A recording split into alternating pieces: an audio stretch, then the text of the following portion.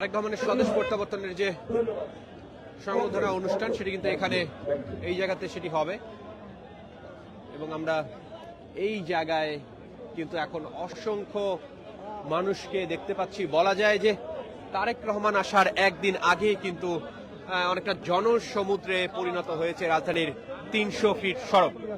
দর্শক, দীর্ঘ প্রায় ১৭ বছর পর দেশে ফিরতে চলেছেন বিএনপির ভারপ্রাপ্ত চেয়ারম্যান তারেক রহমান।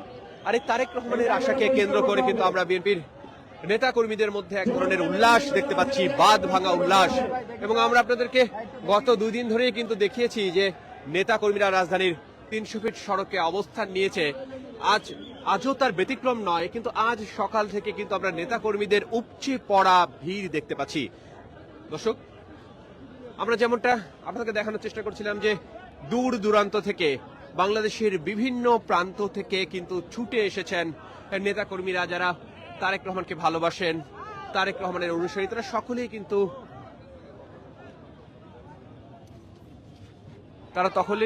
কিন্তু ছুটে এসেছেন এবং কেউ বা সেলফি তুলছেন এই মঞ্চের সামনে, যেই মঞ্চ থেকেই বক্তৃতা দিবেন বিএনপির ভারপ্রাপ্ত চেয়ারম্যান তারেক রহমান। এবং এই মঞ্চকে ঘিরেই কিন্তু সেলফি তোলার হিড়িক। আপনাদেরকে একটু যদি দেখাই যে কাল এই মঞ্চে দাঁড়িয়ে কিন্তু বক্তৃতা দিবেন তারেক রহমান এবং এই মঞ্চের সামনে কিন্তু সেলফি তোলার হিড়িক আমরা দেখতে পাচ্ছি যে এই মঞ্চের সাথে মানুষজন সেলফি তুলছেন এবং আপনাদেরকে ডেইলি সানে সরাসরি দেখানোর চেষ্টা করছি। এবং আজকে এত বেশি মানুষের উপস্থিতি আমরা দেখতে পাচ্ছি যে আইন শৃঙ্খলা বাহিনী কিন্তু পরিস্থিতি নিয়ন্ত্রণে হিমশিম খাচ্ছে। আপনারা দেখছেন যে ৩০০ ফিট সড়ক দিয়ে কিন্তু গাড়ি ঠিকমতো যাতায়াত করতে পারছে না মানুষের উপচে পড়া ভিড়ের কারণে।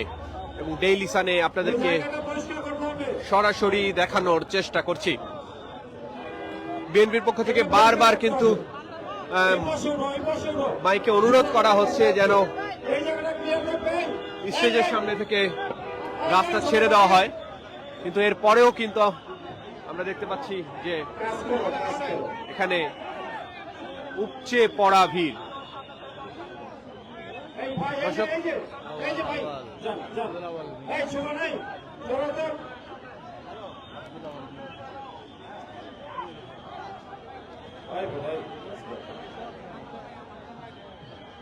সেই সাথে আমরা কিন্তু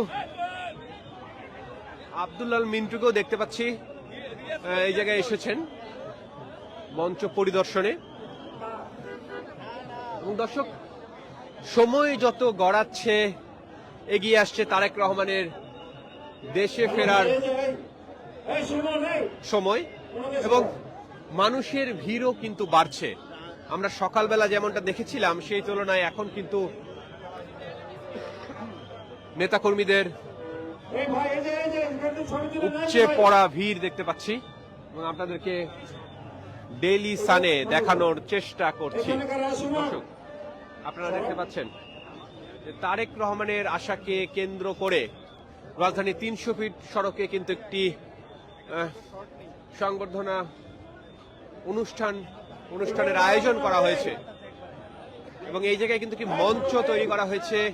গত কয়েকদিন ধরেই মঞ্চ তৈরির কাজ চলছে এবং আপনাদের যদি দেখানোর চেষ্টা করি যে মঞ্চের কাজ আসলে কতটুক এগিয়েছে। আমরা গত ২ দিন ধরে দেখেছিলাম যে মঞ্চের যে ভিত্তি সেটি প্রস্তুত করা হয়েছিল বাঁশ দিয়ে, কিন্তু আজ যদি আমরা দেখি যে মঞ্চের উপরে কিন্তু সামিয়ানা দিয়ে উপরটাও কিন্তু কমপ্লিট করে ফেলা হয়েছে। এবং আপনারা দেখতে পাচ্ছেন যে আইন শৃঙ্খলা বাহিনীর সদস্যরা কিন্তু এখন থেকেই নিরাপত্তা বেষ্টনী দিয়ে রেখেছে এই মঞ্চকে ঘিরে। এখানে কোনো সাধারণ মানুষ প্রবেশ করতে পারছে না। এবং আপনাদেরকে ডেইলি সানে সরাসরি দেখানোর চেষ্টা করছিলাম।